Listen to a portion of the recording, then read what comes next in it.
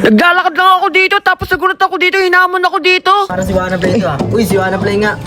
Parang naalala ka, di ba yung talo ko na? Ba't nilaban ka na naman sa akin? Hindi naman ako yung lalaban sa'yo eh. Si Asha? Kapatid ko. Ikaw lalaban? Hindi mo ba alam? Pandemic pa lang top global Bea na ako. Ay, ikaw ba yung top global Beatrix gagamitin mo sa akin? Oo. Pinangkaya mo ba yung Mia ko? Oo. Na kaya ko talunin yung Mia mo. Papatunayan mo pa talaga Oo, intro pa lang, papayain na kita. Papayayin pala. Tara, papayayin mo na ako. Pag bibigyan ko siya, pag nanalo siya sa akin, bibigyan ko na ng Xerox finger stick, tapos bibigyan ko pa siya ng Starlight. Kung mananalo siya sa akin. Di yata ako nakikilala itong batang to no? May pasabi-sabi pa talaga siya napapatunayan niya daw na kanya daw akong talunin. Tapos nagunot ako dito, Beatrix pala gamit niya. Akala niya siguro kakabahan pa rin ako kahit na Beatrix gamit niya. Grabe, nag-Beatrix siya. Partida meron na siyang coach niya na. Papayain ko yung dalawang yan. Kaya pala sila magkasamang dalawa. Magpapaturo siguro to sa coach niya. Hindi rin siguro niya alam na yung coach niya. Hindi naman talaga magaling. Hindi ko nga alam kung ano mga pinagpaplanuhan na itong dalawang to Akala siguro nila kakayanin nila ako dito. Tingnan nyo man dito, early pa lang dito, takbo na kagad ng takbo dito yung Beatrix. Halatang kinakabahan talaga sa akin no? O ngayon, nasan yung sinasabi mo na papatunayan mo na kaya mo akong talunin? Patay ka na, boy. Patay ka na, boy. Patay ka na!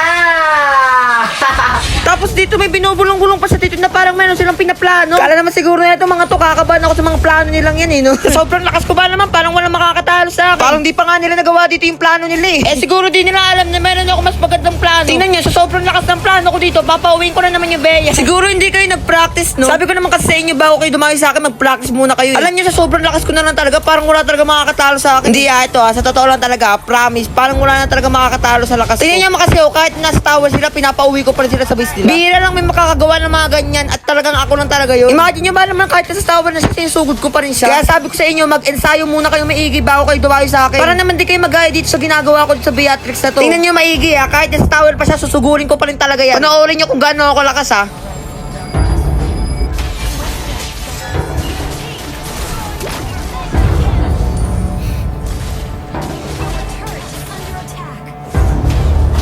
Look, hala ka, hala ka.